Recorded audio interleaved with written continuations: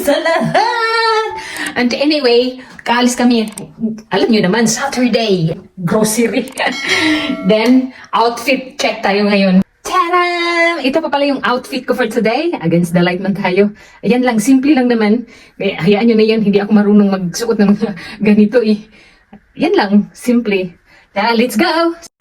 Where are we going? Tesco, Trinava? Ano? Kuya Alex, where do you want to go? Trinava? Nie, нет. Sure? Нет? Trinave? You need to ask your daddy. Is it okay for your daddy? The Trinava? Ha? Apupong? Niye. Nandito na pala kami sa Tesco pero hindi ko maintindihan kung bakit ang daming customer today. May bagsak presyo siguro. Ang sarap siguro kumain dyan sa grill house. Oh. Hindi ko pa yan na-try ba? Maghahanap ako ng paraan para makapag-try ng ano dito, KFC. Ito mga fast food nila. Wala pa kasi akong budget. Si Philip at saka si Alex nandito sa toys area. Tignan natin ha kung anong pinili nila. Tumas, kuya. Do you want to buy this? Huh? What's that? But that's too expensive, kuya. Oh. Prosim? Wow, begini. Aha. Kuya, look at that. What is that? 28? My God. That's too expensive, kuya. Ilang kilo ng bigas niyan mabili. Naku, Lord, wag na, kuya. Mommy, this thing is wrong. Ano, in your birthday? Ano? Dobre? Aha, dobre. Tuwang-tuwa si Philip eh. Ano? Chuto mas Philip ko. Ano? Diyos ko, napakamahal naman. Ano? Yung mga presyo ba o? Ito ang dahilan kung bakit pinili ni Kuya Alex ang Tesco Trinava. Ang dahil sa monster truck na ito. No, nag-agawan na naman sila sa wheels. Oy, gusto ni Philip na mag-drive siya. Kuya Alex ko, niye. Ay, naku na lang. Be, está chilo, be? O yan, nag-agawan na sila. Next time, bibigyan ko yan sila ng iisa. What happened? O, ito ba? Este? Okay, Philip Co's turn. Tak, dobre. Okay, go! Hindi na umandar. Go, go, go! Ayan si Philip na ang driver. Agoy, Diyos ko, gumastos na ako ng 3 euro. Ayan sila. Pero hindi pa rin sila nakontento. Gusto pa nila more daw. Pero last na ito. Baka ito yung monetary, oh? Hindi ko alam. Itanong ko nga to sa kaibigan ko. A few moments later. Ito yung nag-grocery namin dahil may bisita kami bukas Sunday. Ang handa namin pork at saka chicken. Hindi mawawala yan. Isang kadamakmak ng mga food. Minsan lang naman ito mangyari sa isang taon, isang beses lang. A few moments later. Bisita for tonight. Busy sila sa Biko. Biko in Slovakia. Nasa Tesco day. Niningin mo dyan sa Tesco and Kaufland. Paano yan? Okay, kuan. Ano dyan? Ha? Good. Flat daw, flat nose. Hindi mo pwede sa ano. Andiyan na. Dalawa na sila nagluto. Hindi nila alam yung gagawin nila. Left and right. And then, Pwede na, Timaji. oh, bisa. Wala, uy. Tignan mo, yung isa, akala ko yung isa tumutulong. Gusto pala niya kumain.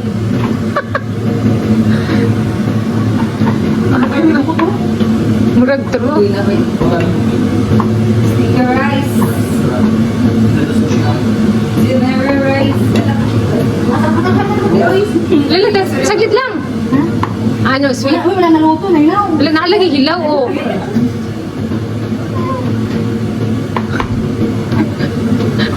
Gamitan na natin ang bako. Ibako. Ano natira nga pala? Sige na, Becky. Chef Cook, Ruben si Aisa at saka ano, si Dakdak. Mag-order mo. Ano lang daw, 10 euro. Alam nga, nagdubli magkagamit. Ako na yung sa hapon.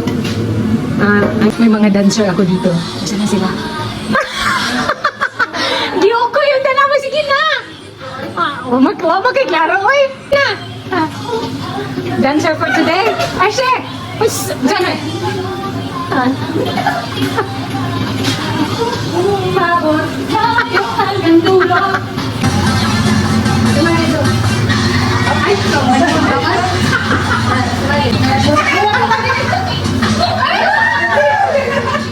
Hindi na down.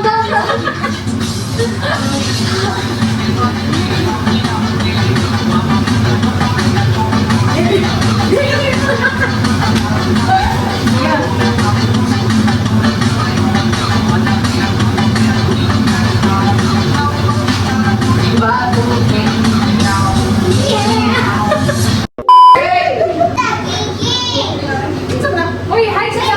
Ba? Nating bapaha ka ba? Hindi din tao. Pag-sure din tao? Oo, nakita kami sa bata.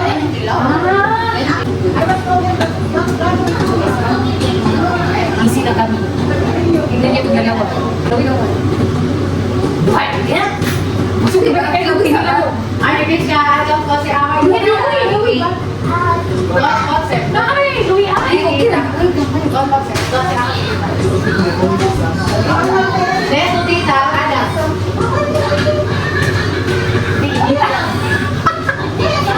May tagapilaw. Tita, ano kong taro? Hindi na kong sama na. Ay, hindi ka lang. Ay, Zach. Ay, Zach. Yun ang pinag-bitaw ka? Sure ka? Kapatid niya, ano? Uy, paano mo ganyan nakuha na namukaan? Ay, may bakit ko. Hindi, paano ito ganyan nakuha niya? Bisita ka na ako din. Sabi niya, are you going to lunch? Ay, sabi ko, yes. Ay, ganun ang balik ng grade? Dali ka na, itsong ganyan niya. Mukha mo na sa kabalong English. Ano, ang balik ng grade lang, kabalong English. Lalaki ka kaya? Lagi ka to lagi. Kaya siya naman, ang sa kanan niya itsong ka na pang kabalong English. Sa mali. Yan na. Saan iba ako? Wow! Pagkakot ko pamigay. Ay, Becky. Mana na ni Aisa? Ay, ako rin na isa, no? Yan, no? Saan yung nakita no? Ano yung buwan na ko? Yan lang. Okay, Sige, may papa. you can choose what do you want. Mga bisita ko, galing yan sa ato, bagong panig yung Pilipinas. Galing kami sa Bangkok. Oh, yan, sa lang ako. Si ay, galing na? Sri Lanka. Si ay, si Yanda? India.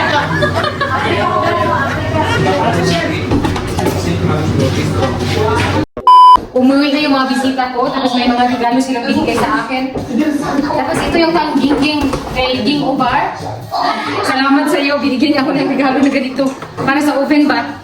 Ano, pang bake pala ito. Tawag ito eh. Mag-unboxing tayo. Hindi ko na alam yung mga pinagbibigyan niya sa akin. May ganito na ako. Salamat sa Diyos. Last time na pumunta siya dito, na sabi ko sa kanya, wala talaga akong mga gamit. Nahawa sila sa akin. Salamat naman sa inyo, mga Filipina friends ko dito sa Slovakia. Pang bake, pang luto, or whatsoever. At ito naman yung galing kay Aisa. Para ito kay Vladimir. Gift. Ayan. Salamat sa iyo, Aisa. Ayan. Si Vladimir din nakaalam nito. Mamaya, ibigay ko to sa kanya. Magugulat talaga siya. Ito naman yung galing kay Dakdak.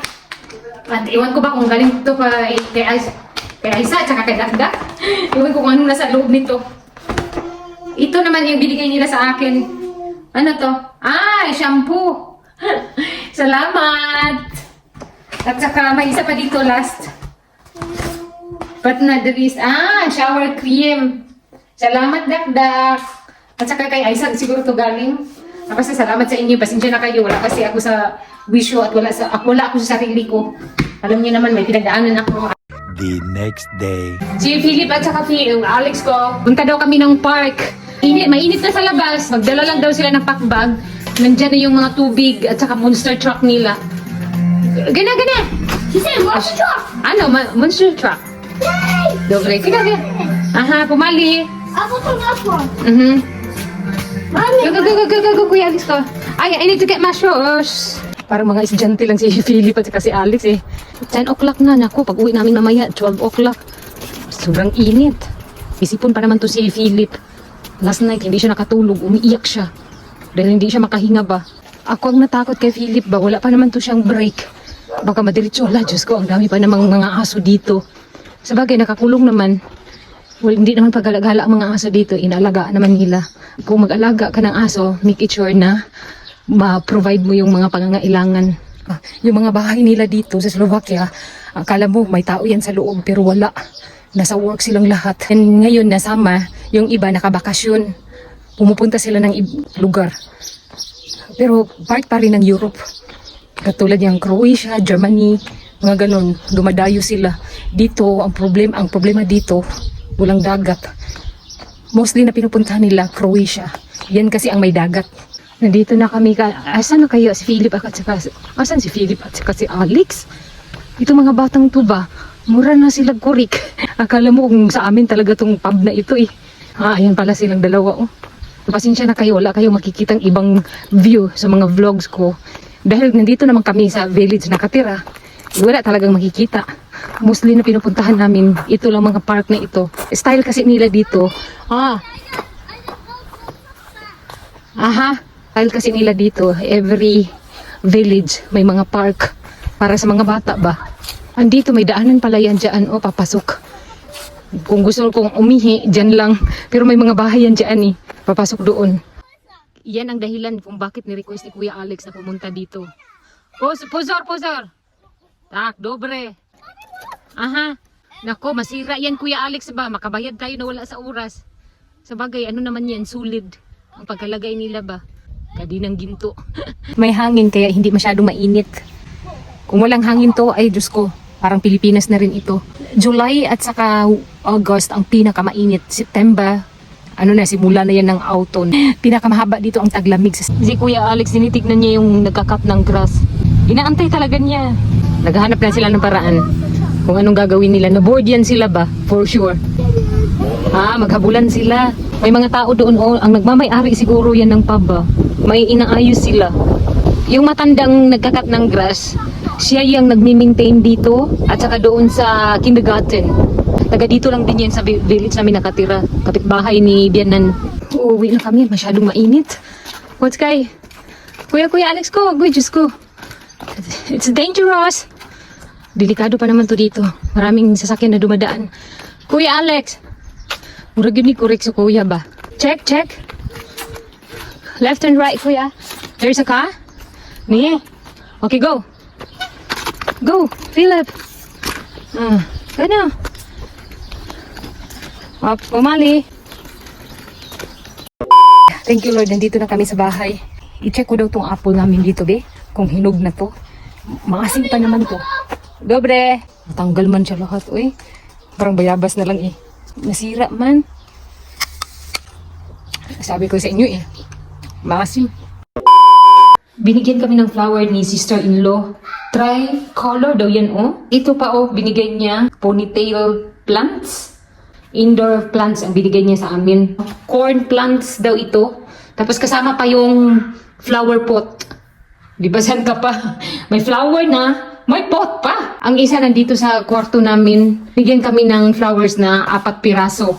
So dito ko inilagay. Tignan yung itong dalawang to. Ang aking pilo, ginawa nilang toys. Ayon kasi sa feng shui, hindi daw to dapat ilagay sa living room. Dapat nasa bedroom or else nasa pathway, yung palabas ng bahay. Kasi pangalis daw to ng mga negativity. Ewan ko lang, mga feng shui na yan. Try ko lang ilagay dito. Sa awa ng Diyos, ganun pa rin. Wala namang improvement. Pero okay lang din. At least nagkaroon kami ng flower dito sa loob ng room. Nagulat nga ako eh. Snake plant pa pala to. Binigyan din ako ni Aisa ng money plant. As a gift na din niya sa akin. Maraming salamat sa inyo. Sister-in-law and Aisa. Nilagay na naman nila dito sa baba yung blanket ko at sa kaunan. Bye to Tito Titas. This is our video. Focus. See you on next vlog. Fires. Philip. See you next time. Fires.